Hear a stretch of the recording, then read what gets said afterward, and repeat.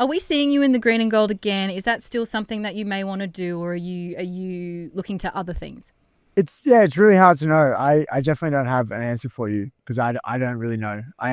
There's no greater honor of representing Australia. It's the harsh reality of like being a human that like you do need to fund things and No. like while I don't like to like I think I need to reframe this because there's like a weird belief of like I grew up with no money, so it's like there's like that weird connotation of like trying to connect with money or not feeling deserving of it because I like grew up not around it. Where it's like I think I do need to shift that, but like I've never chased money. I've always just chased passion and joy.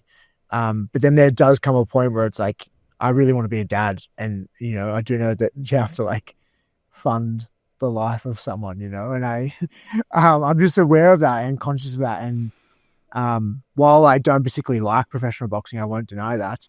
I love fighting, I love competing, but professional boxing is just very trashy. You got to like talk shit about your opponent. You got to, and Yeah. you got to sell the fight, and I don't like that. Like, why isn't it enough that we can just punch on and fight? Like, Yeah. why is that not Yeah. enough? You know, Yeah. why do we have to do all this like trashing your family? I don't like that. Yeah. I don't like I've that at all. always thought, and I've always wanted to ask a boxer this, the bit where you have to like be nose to nose with them. I'd laugh, and I know this about myself. Like, even if I got in Yeah. a zone and I didn't like the person, I'd get that close and, like, I'd either kiss them or laugh. Yeah. Like, just to Yeah. break the tension because I don't think I could handle it. Is it performative? Is it like you basically have to be an actor in that moment? Or what is it?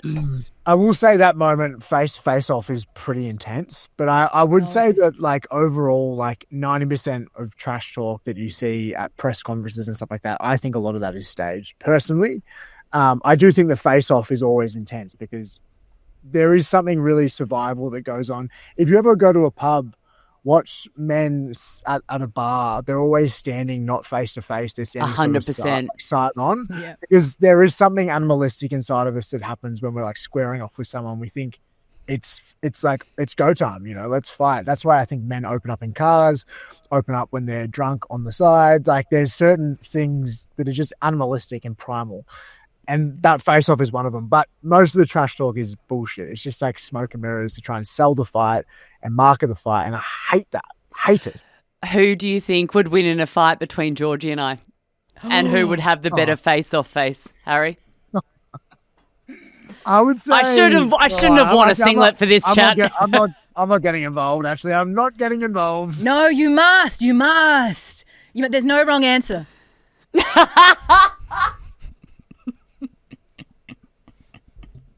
No comment. No comment. Pleading the fifth. Yeah, look, all right. Sure, all right. sure. Jelmy, I'm your scrawny, heart but I'm rate. scrappy, Harry. That's all I'll say. Yeah, you would have already headbutt me. I know. We'd be in the face. I'm terrible. And I would love, because I also think because this is why I don't do boot camps. And now, Harry, I feel like you actually would probably Thrive do that in a boot much camp. better than you might thrive in that situation, or like SAS, right? Not that I've ever been asked to do that show, but like if someone was yelling at me, I'd be like, I'm not a soldier.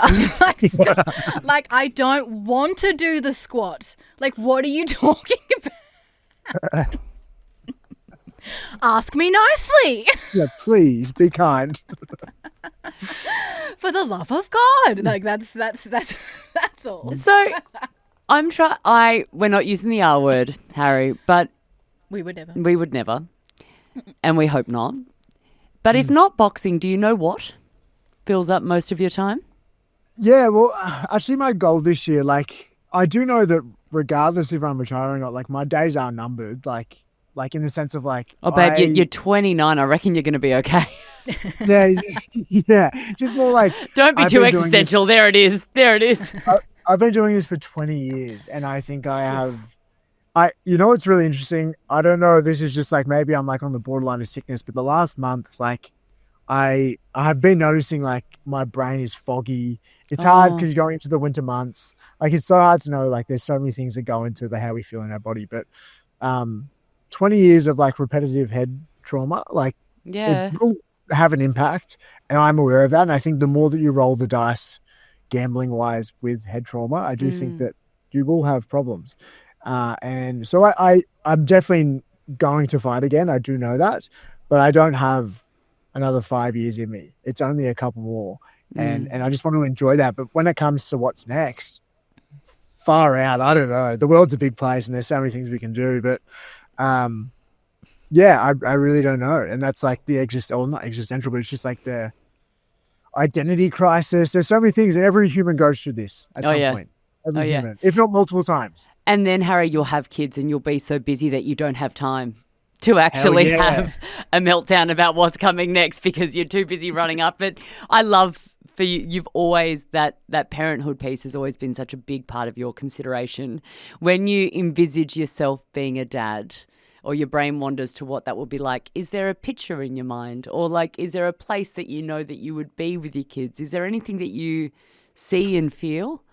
I think Ben Crow, who worked with many high performance athletes, he says it best that when a young person comes to him and says, I just love watching you play. And I don't know, I just want to play with my kids and just, be around, and I do think that there's like a thing that we've like restricted kids and their growth a little bit around, like when they get to 12, 13, 14, we've kind of like strangled them a little bit and suffocated them. And then I think that rebels through other things and they do it in quiet, where it's like very much that my parents were really good. I think maybe because I'm the youngest, they sort of got a bit tired and bored that they treated me like an adult very quickly. Like I We're wasn't done the first parenting. child. Yeah, they were just done. They're like, we've had enough. 3 boys can go F itself. But I very much just want to treat my kids like adults pretty quickly and just understand that they're a lot smarter than what we think they are. And just have heaps of fun with them. Oh, life is like, there's no evidence in this world to prove this life is serious, but so often we take life so seriously. What is fun for you, Harry Garside? Like right now, what is the funnest thing in your life? Other than camping. Yeah, it's hard. I love competing, but I would say overall mental masturbation. I love thinking. I love it. Yeah, I really do. I love it. I love thinking about deep, complex things. I love being proven wrong.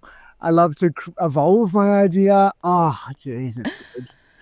See, this is what they need to teach. Georgie, have you ever heard that turn of phrase before? Because that is brand new information for me. And for a hot second, I was like, where are we going? Oh, I love it. I reckon Harry, that's a you're good always note. breaking records. We've never had that word on this podcast before, I don't believe. And yet, it feels right.